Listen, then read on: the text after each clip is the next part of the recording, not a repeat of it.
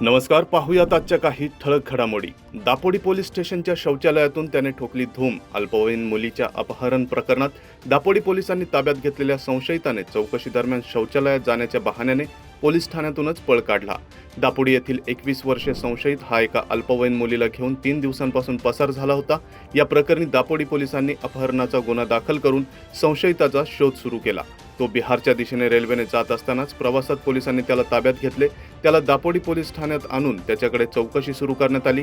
दरम्यान चौकशी सुरू असतानाच शौचालयात जाण्याच्या बहाण्याने तो पसार झाला, त्यामुळे खळबळ उडाली। पिंपळेगुरव येथील जमीनदोस्त केलेल्या 5 मजली इमारतीबद्दल 14 जणांवर गुन्हे दाखल। पिंपळेगुरव येथील लक्ष्मीनगर भागातील 5 मजली इमारतीवरील कारवाईस विरोध करणे तसेच शहरातील 8 ठिकाणच्या अशा एकूण 14 जणांवर गुन्हे दाखल करण्यात आले आहेत।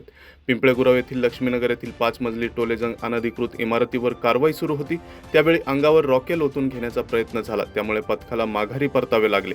या प्रकरणी विजय मानकर यांच्यावर पोलिसात गुन्हा नोंदवण्यात आलाय। शहरात अतिक्रमण मोहीम तीव्र करण्यात आली असून नोटीस देऊनही अनधिकृत बांधकाम केल्याने पिंपळेगुरव भागातील 8 ठिकाणच्या एकूण 14 जणांवर गुन्हे दाखल करण्यात आलेत, अशी माहिती क्षेत्रीय अधिकारी अश्विनी गायकवाड यांनी दिली।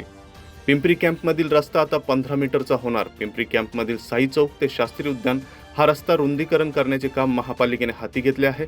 या परिसरात रस्ते मोजणी करण्यात येणार आहे। हा रस्ता 18 मीटरऐवजी 15 मीटर रुंद करावा, या व्यापाऱ्यांच्या मागणीला आयुक्तांनी सहमती दर्शवली आहे।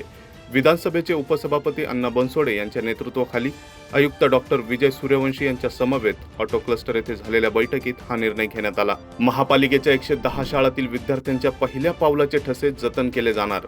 पिंपरी चिंचवड महापालिकेच्या वतीने शाळेतील पहिले पाऊल या अंतर्गत तब्बल 110 शाळांमध्ये नवीन शैक्षणिक वर्षात इयत्ता पहिलीसाठी प्रवेश घेणाऱ्या विद्यार्थ्यांच्या पायांचे ठसे घेऊन त्यांचे जतन केले जाणार आहे। त्यामुळे शालेय जीवनाची सुरुवात आणि शाळा प्रवेशाचा क्षण त्यांच्या आणि पालकांच्या दृष्टीने आयुष्यभरासाठी भावनिक असणार आहे। यंदाच्या नवीन शैक्षणिक वर्षाची सुरुवात सोमवारी 15 जून पासून होणार आहे। गेल्या वर्षी महापालिकेच्या काही निवडक शाळांमध्ये प्रायोगिक तत्वावर शाळेतील पहिले पाऊल हा उपक्रम राबविण्यात आला होता, मात्र यंदा सर्व 110 शाळांमध्ये हा अनोखा उपक्रम राबवण्यात येणार आहे। शाळेच्या पहिल्याच दिवशी विद्यार्थ्यांचे औक्षण कुंकू लावून तसेच खाऊ, पाठ्यपुस्तके देऊन आणि फुलांनी त्यांचे स्वागत करण्यात येणार आहे, असे प्रशासनाने सांगितले।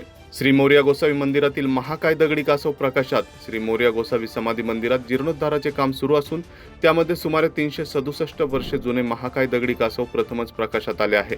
त्याबद्दल इतिहास संशोधक आणि भाविकांमध्ये उत्सुकता दिसून येत आहे। मंदिराच्या प्राचीन वास्तुशाहीचा अभ्यास आणि जतन करण्याच्या उद्देशाने सध्या संवर्धनाचे काम सुरू आहे। याच कामात चौथऱ्याचे उत्खनन सुरू असताना लपलेले हे दगडी कासव निदर्शनास आले। श्री क्षेत्र मोरगाव येथील मंदिर परिसरातील कासवाच्या धर्तीवर हे कासव असल्याचं जाणकारांनी सांगितले। तर या होत्या आजच्या काही ठळक घडामोडी। आणखीन घडामोडी जाणून घेण्यासाठी पाहत रहा पिंपरी चिंचवड न्यूज। सोबतच आमच्या फेसबुक आणि इंस्टाग्राम चॅनलला फॉलो करायला विसरू नका, तसेच यूट्यूब चॅनलला सबस्क्राईब करायला विसरू नका।